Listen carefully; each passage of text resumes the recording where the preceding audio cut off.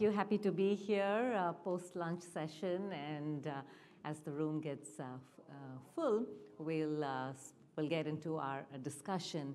And yes, as she mentioned, my name is Renu Ramakrishnan. I lead learning experiences here at Studia, and coming in from corporate learning and training, as well as from working with students. I've done a lot of in-person, and coming into the VR VR stage for me, I think was quite an eye-opener. It was a wow moment when I actually could shake hands with friends or colleagues in VR, and I think definitely there's a lot to come in the future. And for all of us here, I think we at AWE were all very enthusiastic, very excited about VR, but we've been interacting also with industry, with academic audiences, and some of us, and maybe some of you in the audience as well, get that feeling,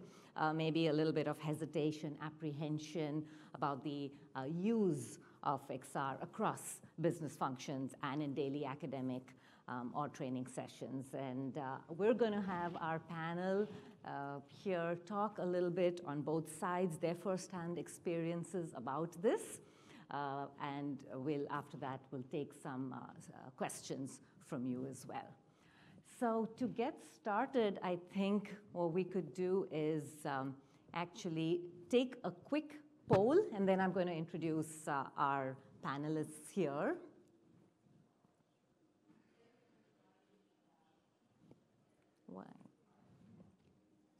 And while we're doing this, let me also say that Melissa Torres, who is our third panelist, is unfortunately down with COVID, so we're sorry to miss her. I'm going to try and bring in some of her perspectives as well as we start the discussion. Also, we are very much looking forward to a robust discussion and your feedback on this. So really, where we are coming from is we have all drunk the Kool-Aid. We understand and love VR and AR. Some of us are further along in the journey than others, but where are some of the pain points and some of our experiences bearing fruit in terms of why isn't VR as widely adopted as we'd love it to be? So hence the poll. Thank you for taking it. Yeah, thank you, Yogini. And I think the poll should take just a couple of minutes, if not. Can I see a thumbs up if you're able to? Yeah, okay, awesome. Phew, glad Wi-Fi is working. Great.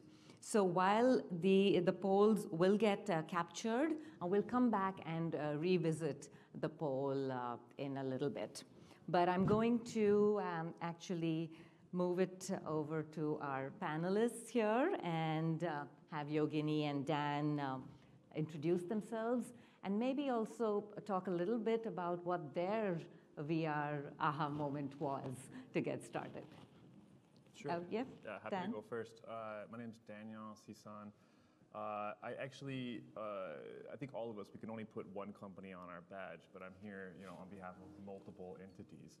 So I am one of the leaders at XR We're a company that teaches VR and AR development courses in Unity. So we're teaching people how to actually build immersive experiences with Unity. Additionally, I'm a part of a startup that's working on a VR educational game for teenagers, and so I'm a Unity developer for them. I have the immense pleasure of working on the nice-to-have, not need-to-have features, so I get to work on all the fun stuff. And then I'm also part of a VR developer community online called Spatial Ape. I'm a significant actor there, which is a VR developer community that meets in VR, talks about VR, all like pure VR, which is pretty awesome. And then for my VR moment, like why am I doing this? Why did I get into this? I've been making websites since probably high school and taught myself how to code and how to build websites. Eventually, I taught myself even Python programming and started really getting deeper into more traditional software engineering. but I had never really been inside my creation. And so I'd been exposed to VR. I had some of the earlier headsets, but when the Oculus Quest 2 came out, I bought it. I followed some tutorials online. I downloaded Unity. I figured some things out and built a really, really, really, really terrible bowling game that you could it's just one shot. You threw the ball down the lane and that was it, you know? And if you missed, well, you had to quit the app and start over again. But standing in my own living room inside this game was this moment for me that I'd never been inside something I created. And it was just, I remember telling my wife in that moment, this is it. I don't care about SaaS startups anymore in Silicon Valley and all the other stuff I've been doing, all XR from here on out. And that's what happened. I've just been moved my entire career into this. When was this? If we were a couple years ago, yeah. actually. Yeah. Maybe 2 years. As soon as the Oculus Quest 2 came out, like I pre-ordered it. So it was like, as soon as it came out, I followed some tutorials and boom. Well, I'm at the complete opposite end of the spectrum. So grew up in India. I'm a business professor and corporate trainer. That's my background. And had never gamed, missed the entire coolness factor growing up of video gaming. Hadn't heard of Oculus Quest until 2 years ago. And my aha moment was with its studio. I started as founding faculty, intrigued by this technology because I always had enough technology to be dangerous, even in the classroom or while training. So when this was right at the outset of the pandemic, people were just scrambling and starting to get onto Zoom, but already I could see the Zoom fatigue setting in, right? And I could just see the tops of my students' heads as they dozed off or turned off their cameras. And then I started with the studio as founding faculty at that time. I'm now CEO of the company. But the experience was completely different. As I was training in VR, my first training was on cross-cultural competence. I'd shown videos in the past. I'd brought in people from different cultures for interviews, but I'd never seen that aha moment in terms of the spark for my learners, where they were experiencing the cultural transitions, the concepts in a very hands-on, immersive way, and staying back after class. That was my biggest sort of selling point for me for VR, was they were willingly staying behind because they were experiencing that sense of community, that sense of connection that they were missing in flat 2D learning. So I've been a VR convert ever since. And so with Ed Studio, that's what we are precisely doing, is bringing that same kind of excitement around VR to more learners, whether it's enterprise or academia. And we even have an entire campus in VR where we are leading classes and trainings. Yeah. All exciting stuff here happening, and I can see the excitement here and outside as well. And what we'll talk about is we'll have them go into a little bit more about what's good about VR, but we would also revisit what's, some of the challenges. But I know, Yogini, you mentioned a little bit about the academia part of it right now, and you've been working in corporate training and the corporates quite a bit. So, in companies and enterprise, what's the buzz about, and why should companies really get into VR for their L&D? Sure. So I'm going to come at it from a different angle. I know, at this conference I've attended it in the past, and I know it's really heartening to see people who started off last year or the year before coming back with bigger booth spaces, speaking slots and so on. So it's clear that the industry is on a trajectory upwards. And I've seen a lot of use cases with technical application of VR, right? Where it's for technical skills, hard skills, whether it's hazardous situations or repetitive kind of situations. Where I found a difference, and where I think it's making a connection with L&D communities in particular, is thinking of this as a true learning experience with instructional design, with sort of a structured framework thrown in, and thinking about how do you leverage this technology in a way that makes sense for learners, where it's, we have learners now who are using AR and VR in their cars, in their shopping experiences, and then they come into companies and have to take online learning where it's pre-recorded video with a quiz at the end, which is often dumbed down. right? So instead of that, if we are integrating VR, how do you actually do that in a structured way? So I see a huge, huge potential apart from the user experience, apart from marketing and sales, where we've seen VR being deployed with L&D communities, with human resources, and with leadership, soft skills. Again, not as a one and done, not as a gimmicky thing, but as more of a structured learning journey. That's where I would start. I have much more to say, but we'll save that for later. Yeah, what was interesting that you mentioned that, outside of work, there's a lot of gaming. There's the youth are using a VR or video games and things a lot. And then when they come into work, they are not getting the same level of tech involvement or interaction that they have. And I know, Dan, you work a lot with youth. You've developed games for them and things like that. So how useful a tool is VR really when teaching to younger audiences and starting right then, starting early on? Sure, yeah, there's a couple things going on. So there's some research that just came out very, very recently that's very heartening for me. They long story short, they basically researched a bunch of children and the different types of digital entertainment that kids consume. And so social media, watching videos, and playing video games of any sort, really. They weren't qualifying for mobile games versus console or anything like that. And then they followed these children across a couple of years and then retested them again. And the only ones that experienced a significant bump in their IQ were the ones that were playing the most video games. Yeah. And so that was just in and of itself super interesting.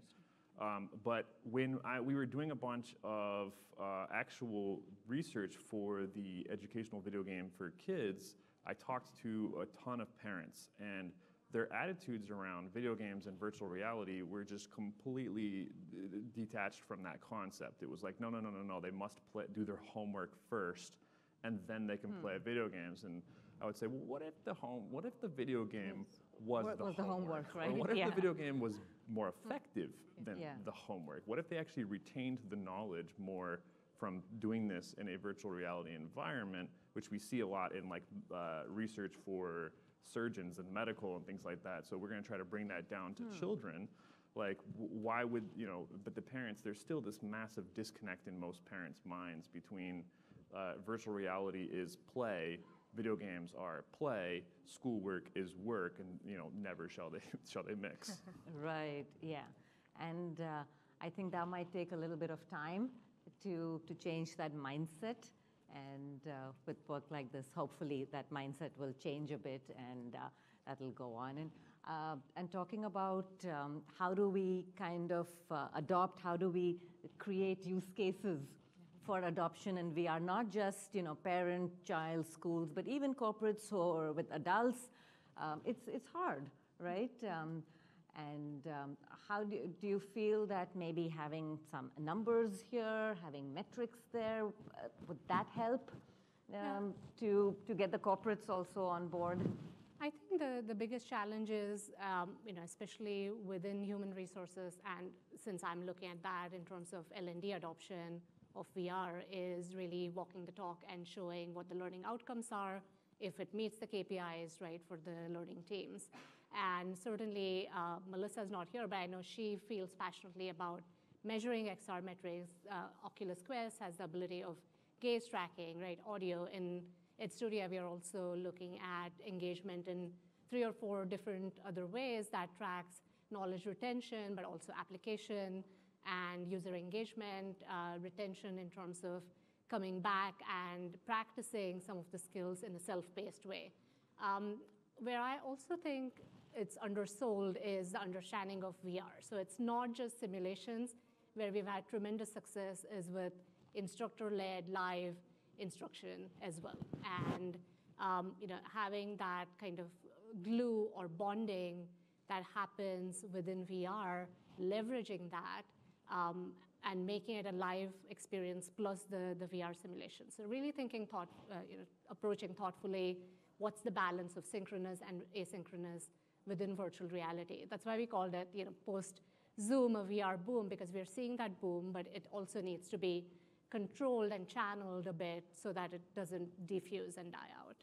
Yeah, and then just to add on to that, not every single topic can be easily taught, you know, True. with or in VR. So at XRterra, for example, we're actually teaching people how to develop in Unity for VR. And as of this precise moment in time, we're doing that all via Zoom, which is somewhat ironic, but it is what it is. It's for most of the students, they have multiple monitors up, and you're watching the instructor, and then you've got you know, Unity open here, you've got Visual Studio open on monitor 2, and you've probably got the instructor open on monitor 3. And it's, you know, to put this all in VR is incredibly difficult at this precise moment. So the students are kind of going back and forth between the headset when they're play testing something and then coming back, talking to the instructor. I imagine at some point in the nearest future, with the headsets, as they improve, as they get a little slimmer, as the connection between your PC and the headset gets even better and better and better, you can get there. But I mean, it's enough right now just to get students to download all the appropriate software and teach them how to build in VR, to then try to add on top of that, hey, here's how we're gonna do, you know, your digital desktop in VR so you don't have to ever take the mask off, but it's also hot and you're gonna be in class for a couple hours. And so it's not happening at this precise moment. It's hard, It's ironic though. Like, and I think even at Studia, when we are training, it's not 100% VR. It's VR enhanced learning. So you have your sessions, you start off in Zoom a little bit, and then you get into VR, and then you come back maybe to debrief. And it's really not VR for the sake of VR, but where does VR really fit with your final objective?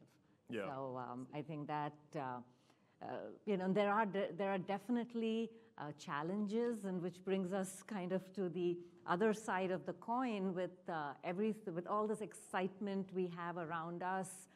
We're all sold, but there are also real challenges, real roadblocks along the way, and both academia, corporate, adults, kids, the whole gambit, right? So, you know, maybe, Dan, what are really some of the roadblocks right away, you know, that you find when working with, you know, with the youth, for example, or barriers for adoption in VR with the youth? Particularly with kids, there's the first and foremost, the number one barrier is the parents and their perception of gaming. But the second barrier is that no one has ever really come out with a super definitive answer on, you know, eyes and children, and at what age can kids do VR without messing up their eyes. Most of the research, if you start digging into it deep, is that there's probably no effect on eyes. But Meta has said, you know, 13 and up, because that they don't know. I don't know whether they're hedging or whether they just don't really want kids playing Population 1, which I would prefer, honestly. But so it's one of those things. I think you still talk to a lot of parents, oh, I don't know, I don't want my kids doing this with their eyes.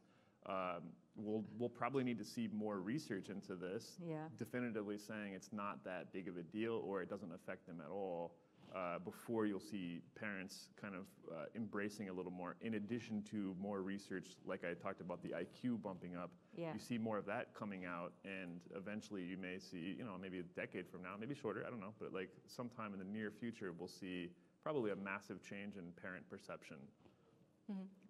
Right, yeah. And I hope to see a massive change in corporate perception too, because, you know, one of the things that I've noticed, whether it was in corporate or in academia, is we're still focused on learning very much on the verbal and the logical kind of skills, right? So with VR, the beautiful thing that I found is that you're leveraging not just these two, but really multiple intelligences.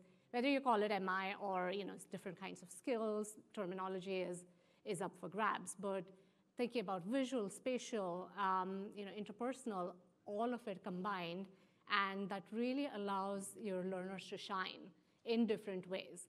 The second thing is psychological safety. Being behind an avatar, I found amazingly freed up some of my more introverted learners and made them come forward in ways, you know, and be seen and respected by others in ways that would not have been possible. So I think the mindset very much needs to change in terms of how do we leverage this technology to tap into multiple intelligences and to make our learning offerings more inclusive, right? So we are talking the talk when it comes to DEI, but are we actually doing it in our learning practice and how we are teaching and training?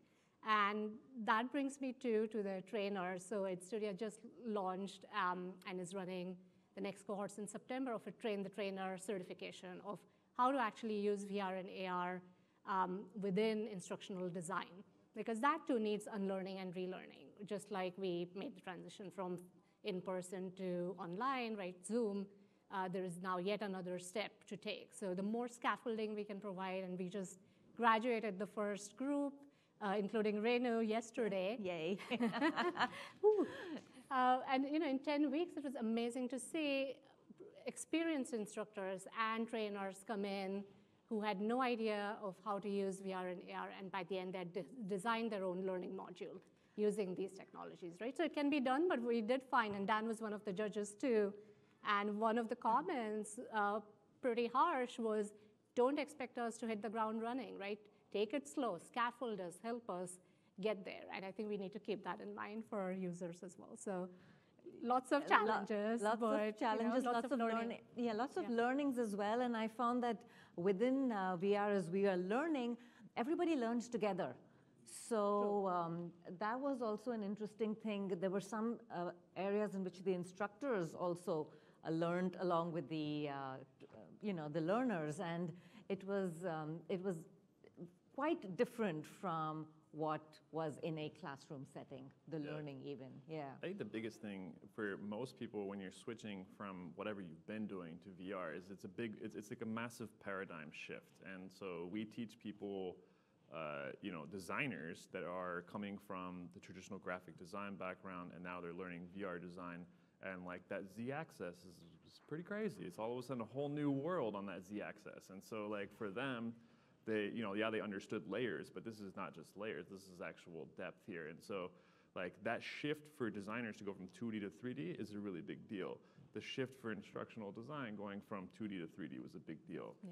For us, even like shifting into the Zoom sessions, teaching students, that's another big deal, shifting to live cohorts from pre-recorded, and that's another paradigm shift.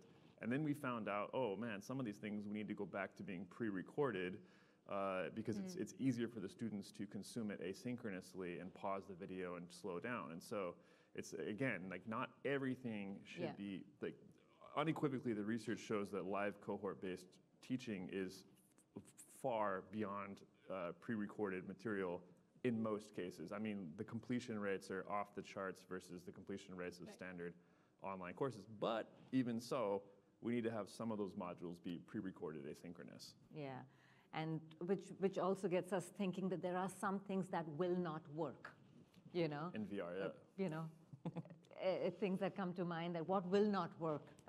Yogini, anything that, or Dan, anything how much time do we have?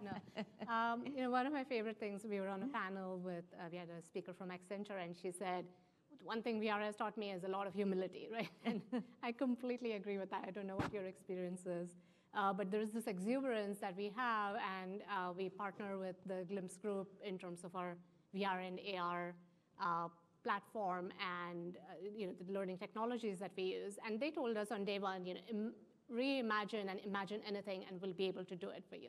So we have a 6th campus and have really, really pushed it to the limit. And we have found out the hard way that when we have multiple users in, trying to do everything at the same time, that the technology does glitch sometimes. How do you factor that in? Again, I'm coming in very much from that instructional design, hands-on practical experience, right? Yeah. We all know when the projector doesn't work, or when something happens with Zoom, when the whiteboard function doesn't work, we all have a backup. But when this happens in VR, what do we do? Where's the playlist? Where's the playbook for that? Right? So that's definitely, that exuberance needs to be tempered a little bit with planning and thinking of the backups and plan Bs, right? That very much is needed. Yeah. Yeah. For you, Dan, anything? I mean, it's definitely, there's limits, right? Like, how many people can you get into one experience and have it be successful? I don't know, maybe 40, 50 max before it starts to get really crazy. At Spatial Ape, the community I'm a part of, yeah, I think probably 50 is the hard limit at that point. If most people are using, Quest hardware, it just starts to get a little crazy after that, and hands start like floating, the sweat, things like that. Sometimes voice goes, Right. and we found that. You clip into the ground and things like that. Yeah. Something that live and learn really, but it's it's the reality that we're learning. We're just not quite there yet for like massive. Like if we were to try to host this conference in pure VR with hundreds or thousands of people in the same instance, it's not going to happen. There's just no way. It's not going to happen. There's another group that does like multiple instances, which does work. So in alt space, you can do that. You can have like simultaneous instances of the same experience. So you're there with like 20 people. Yeah. Then there's 10 other rooms with 20 people, but everybody can see the speakers. Like that works. Yeah. So there are different ways in which one can experience it. And what we can do now is maybe take a quick look at the poll to see what we have done. We also gave this poll online. So we did it both. We've shown it to you guys, and this one we shared it with our network and the XR community, some of those who were even not in the XR community. And what was kind of interesting here, as you can see, ease of use, understanding the application, and of course, oh yeah, the results. We just got the live results in. You guys. We're just sorry, we're not multitasking. We're looking at the live results. And this is from here, and we have the live results, which shows ease of use is much more than what it shows here. Number one is investment cost still. It's still, And then understanding from you guys. From you guys. Number one is investment cost. Number two, understanding application. Number three, the fear of change. Then ease of use, trusting the technology, technologies, and health and safety is the last concern. With parents, health and safety is number one. So that's interesting, right, Dan? That it's kind of switched around, maybe? Yeah, absolutely. With parents, health and safety is probably number one, and then the number two would be understanding the applications, probably. Those would be the... I have to say with this audience, my hypothesis was that we might be different compared to our general audience that we pulled this with online. But I guess we're all clued in and we know what some of the barriers are, right? Because it is definitely, the cost is something that comes up day to day in conversation as well as the use cases. And what's interesting I found is also it's the fear of change. So that's an interesting point because it's not just the fear of change, but really, can I change my ability to go through this change?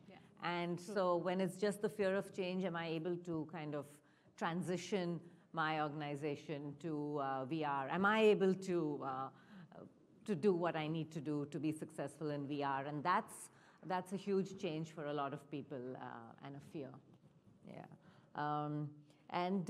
The other interesting thing also, and I probably want to ask you, is how ready are, maybe there are a lot of startups coming up now in the XR space, and are enterprises ready to jump into this right now?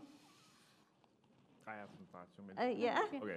So at XR we are training different companies to begin doing this, and so I talk to a lot of companies who are actively participating in XR as well as those who are thinking about getting into it. I don't know, in the last 6 months I probably talked to 50 enterprises, and you consistently hear a lot of the same stories that they struggle to sell this upstairs to the management who can't quite understand why exactly would we do this, and look at the research is amazing, you can do blah blah blah, but they don't really quite get it. And so I think it's a consistent struggle across the board.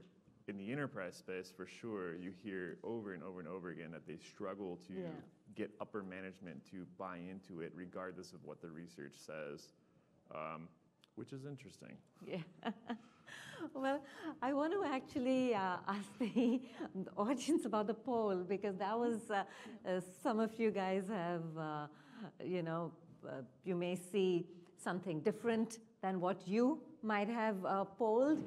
And are there any comments that there is a mic there? Any comments that you want to make that stood out for you? And if you kind of voted one way or the other, why was that? And was there something you'd like to share? Also, feel free to just gripe. We can make this like a little bit of a group therapy session if you're also struggling with the management upstairs. If you don't want to get up, I have my Investment costs and, Yeah, no, that was an interesting survey, because as I was going through there, I was thinking of people as I was going through here going, oh, that person would think ease of use. They would have a hard time getting into VR. Like, they wouldn't think it's ease of use. But then I was thinking the leadership, investment costs, like convincing them. So I was thinking of all these different people groups in our organization. So it was hard for me to go through and kind of pick one, because I think a lot of these affect everybody, but in our organization. But what I was thinking, the way we got around VR in our organization is we just kind of did it and asked for forgiveness and a little bit of that, and then just making sure we're just constantly influencing everybody around us. So that might help you all if you're struggling with that. We work for Chick-fil-A. Nice. Yeah. Yeah, Chick-fil-A. Oh, Most delicious Nice. chicken sandwiches. behind. Hi. Hi. So I work for a large financial services company, and we have a proof of concept that we built, and I've been socializing that to some leadership. And I would say almost everyone that I've met with, when they first hear, they're very skeptical, and then after I kind of show them what we have, they're like, I believe this is the future. Where do we get started? How do we get started? And so, from anyone here who's done it at a very large company that's very risk averse, I'd love to hear, some tips. Please feel free to speak up as well for responding to her. But I agree with you. I think there's a lot of like see it to believe it components. Even like at the beginning, I talked about my own aha moment. I experienced it. Like when I was inside of my own VR thing is when I changed my entire career into it. And so it's definitely one of those things. I think that the faster you can get a headset on an executive, the better it's going to be for you, for sure. So, and very simple things can be extremely impactful. And so very, very small proof of concepts can be just beyond eye-opening for those executives to then invest a lot more dollars in a much bigger, more polished application that then they would roll out to the whole enterprise. Yeah, I would also say there's a lot of studies out there with control groups that are either in person, online, as opposed to VR, right? And looking at that data and potentially running some of your own would be an interesting approach as well, if you have the bandwidth to do that. But definitely, I think metrics is what you need to throw in with senior management, with the stakeholders, right? Because the more you can measure and the more you can prove, that's the language that speaks. Yeah. There are a lot of case studies out there. I think the company is Virtual Reality Marketing that has on their website, I think they have somewhere in the ballpark of like 600 case studies publicly available on their website.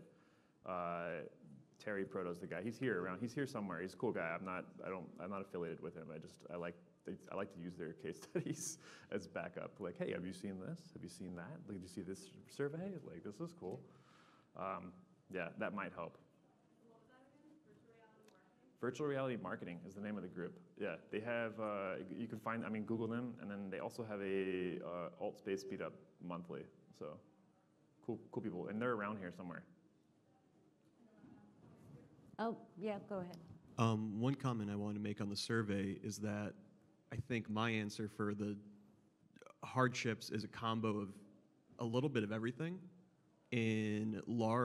As a consultant in large clients, the biggest trouble that we've found is finding someone on the client side that's a champion for VR who will then take the time to help us meet the stakeholders, the knowledge holders of the training itself, and for them to take the time to get the information to us. So it's not just investment cost in terms of our consulting fees, but also time investment on the client side. Yeah. Yeah. Yeah, you need some sponsorship, somebody who believes in what you're doing, and that dedicated budget may be something that can then take it to the next level. Absolutely, yeah. Anecdotally, the consulting firms seem to be the ones that are scaling up their teams the most, and we're at this kind of precise moment where a lot of companies, maybe like yours in the back, are looking to do little POCs, and so a lot of that business is going to the consulting firms without doubt. Like, whereas you still see even in the enterprise space, some of the teams are even scaling down a little bit, which is sad, but it's happening. Everything you just said is true for my space exactly. I can't hire enough. Yeah. Yeah. You're at a consulting firm? No. Makes sense.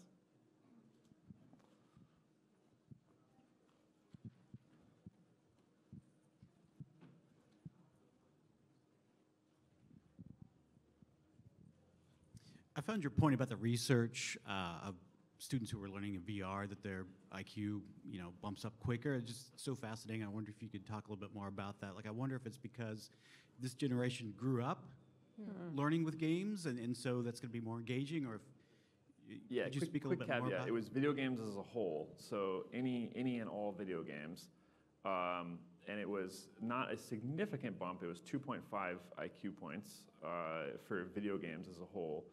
And I've been kind of slowly, there's very little research in this space. There's a woman named Jane McGonigal that's doing some research into this space, but very, very little is going into it so far at this precise moment. So you see little snippets. She's doing some stuff. This research report just came out. I'm a huge gamer, so I'm very biased, and so I'm keeping an eye on all this. But it makes sense to me, and one of the reasons why is that it's one of the few things that digital entertainment that forces the person to engage, right? If you think about social media, we kind of mindlessly scroll, or you think about watching videos, they can be educational, but you can also turn your brain off. You don't have to engage, whereas by default with the video game, you have to engage. And so that's one, and the second component would be that they're just beginning to do some research into this, that kids are infinitely more persistent with video games. Like, they'll give up if you're trying to teach them, let's say, the alphabet or something, and you just keep going, no, do it again. They're over it quickly, right? If it's a game, they will just keep going until they figure it out. And so somehow in our brains, video games kind of hack this persistence loop, and we just want to beat the game. We want to figure it out. And so with the startup I'm working with, we're trying to basically hijack that same component to teach kids STEM concepts. So create a really fun game, add the STEM concepts in, sell it to the parents as like, your kid's going to be learning without realizing it. Sell it to the kids as like, hey, here's a fun game that your parents may not, disapprove of, basically, is the idea.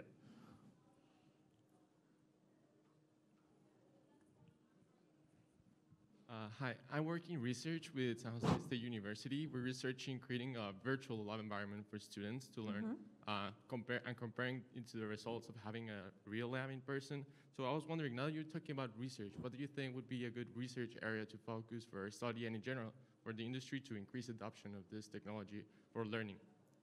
I'll let you take that. Yeah, so sorry, could you repeat that? What it would be a good area of research for? Yeah, like where should we focus our research to make sure we can adopt this faster and increase learning? Got it, yeah. So one of the things I was just thinking, looking at these categories, one of the things we haven't touched upon and I'm not hearing is access, right?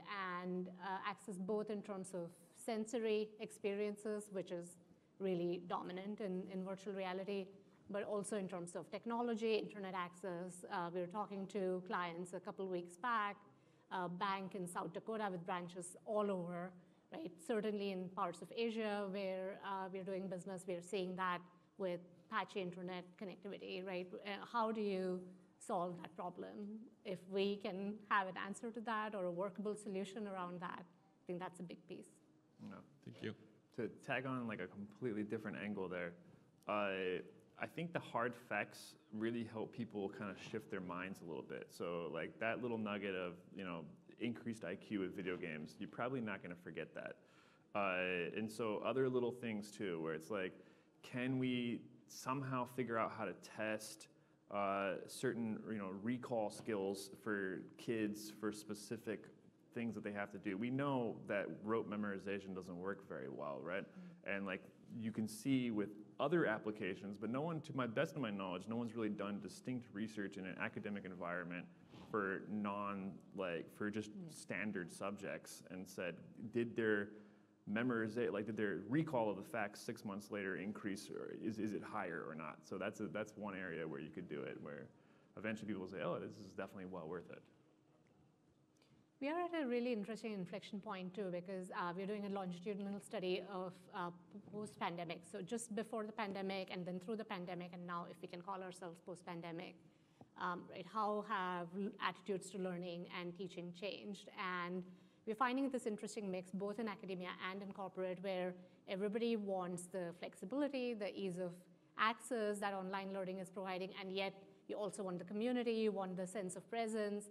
Right, so what's the best of both worlds? And I think from that angle, VR holds a tremendous promise. It's digital, right, as long as you can make that use case. So back to your question in terms of how do you make the use case to leadership and the buy-in? And I think it's going to be interesting as we figure out the hybrid workspace or work from anywhere, right, how this technology is going to evolve in answer to that. Yeah. And I think even trusting the technology, right?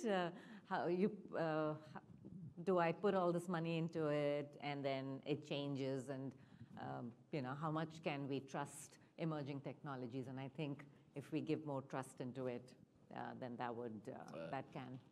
It comes up, so it's not super common, but I've heard like one company said, oh, we invested a bunch into Google Glass, and you know how that went. And so there is definitely some hesitance. I think it will slowly erode, and like I've got my fingers crossed for Apple to come into this space to give us all a massive tailwind. I think if that happens as far as mainstream adoption. Yeah. This will probably be our final comment, and we'll have 5 minutes to wrap up. Okay. So I want to go back to the STEM education comments and stuff. So maybe I was going to say something might sound a little controversial, but all these games, they're very addictive. It's well known. And so if we try to tie education so closely to the games, I don't know what that's going to create. Kids and even adults. I mean, we get addicted to games, but kids especially. So what's your views on that going forward? Couple things here. So you guys might remember the corporate buzzword gamification like 5 or 10 years ago, and it's kind of dropped off the radar. That was where you were trying to use game design concepts for things that were not fun at all. And you can't just give people points for stuff that's not fun. And so the first and foremost, games that are addictive are fun usually, and there's an element there. So we understand that games can be very addictive. We understand that certain game design concepts can be really, really fun and keep people coming back. And the goal is to see if you can essentially hijack some of those concepts for good rather than for bad. Yeah, we can make the next casino game or something like that. Or we could teach a kid Spanish along the way. And this is like what Duolingo is doing and why they're incredibly effective, is they're like gamifying the language learning concept, right? And the research is slowly beginning to show that people that use Duolingo are actually learning languages more effectively than other methods, which is crazy, but it's true. And so I think like games as a concept are not inherently good or bad. There are certain things that we can incorporate those design elements and try to leverage them for good. We know we want to teach kids STEM concepts. Mathematics are really difficult for a lot of kids to grasp. And so can we leverage certain gaming concepts to begin teaching these things so it's not so dry? It's not a whiteboard, it's not boring. They're not asking themselves, when am I ever going to use this? My mom's a high school math teacher. She says all she ever hears is, when am I ever going to use this? It's like, well, put it in a game and you're using it right now in this game, that's for one, and you're also beginning to see how that might apply to the broader world. So whether it's traditional video games or whether it's virtual reality video games, like there's a lot of good things that we can use with video games to teach kids. And then I think with the VR, we talked about this a lot, like there are certain applications where it does make sense and certain ones where it doesn't. And so that's just the idea here. Can you leverage VR gaming to teach kids these concepts in certain applications? And I think the answer is yes. And so, and it's not necessarily good or bad. We're just hijacking a certain brain pathway for good. Yeah. I'm going to add on to that in terms of design, because you mentioned design, Dan, and I'll add in instructional design too, right? How do you thoughtfully integrate this into your broader lesson plan or training plan, as it were? And it is really about deliberate practice. I think that is the huge, huge strength of VR. So whether it's you're gamifying it or you're approaching it in a different way, where you're saying to your employees, go in, we'll record you, go into this non-threatening, safe space where you can practice what you learned in the classroom, in your online learning, and in a hands-on, immersive way. And then let's watch this together, and build mentoring pathways, build coaching pathways around that, right? So really thinking of an ecosystem that we're creating, integrating VR would be, where I would end today's discussion from my angle. Yeah. Great. Any other comments? I think my final wrap is like, VR is amazing. Definitely start experimenting with it. It doesn't work for all applications, at least not today at this precise moment. But I would just hope that all of us open our minds a little more to trying it, even in ways that you hadn't thought of before. Yeah, absolutely, because I think immersive learning is here to stay. It's Zoom is there. There's new things coming in, and we really feel that along with all the hype and along with all the excitement, thanks for sharing all the challenges. And I think that's what we want to be very cognizant about. A lot of challenges, but there's a lot of potential as well. So I hope we've been able to give you guys a little bit of both sides and let this conversation keep going. I think we're just starting here. And thanks, Yogini. Thanks, Dan. And thank you to all of you for your participation. So have a great afternoon. Please give our panelists a round of applause. Thank you. Thank you. Thank you all. Thank you all very much, and we'll see you at the next session.